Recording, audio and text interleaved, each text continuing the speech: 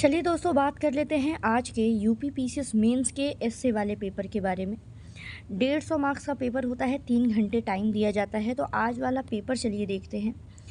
इसमें दिया गया था कि प्रश्न पत्र जो है वो 3 खंडों में विभाजित है और तीनों खंडों में से केवल एक एक विषय पर आपको निबंध लिखना है। यानी टोटल 3 निबंध आपको लिखने हैं, 3 एसेज लिखने हैं, जिसमें एक ऐसे जो है वो 50 मार्क्स का होगा और जो मैक्सिमम वर्ड लिमिट है वो है 700 वर्ड्स। ठीक। तो जो सेक्शन ए था उसमें टॉपिक दिया गया था मानव मूल्य और साहित्य, यानी human values and literature. Second topic था भारत में न्यू वुमेन की कल्पना एक मिथक, यानी imagination of new women in India a myth.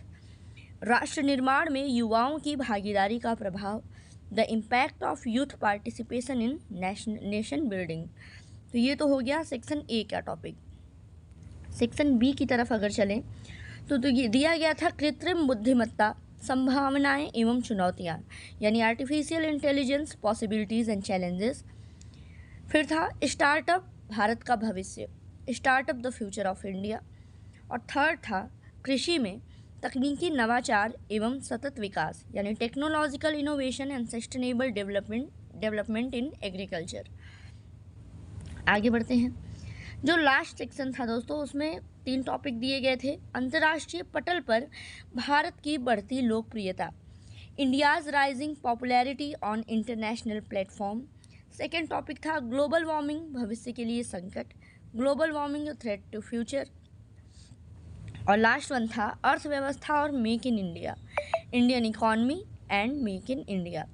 तो ये थे आपके दोस्तों, हर सेक्शन में 3 टॉपिक दिए गए थे।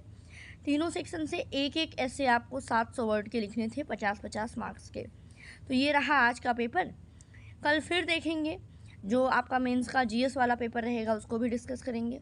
बाकी पढ़ते रहिए। God bless you all.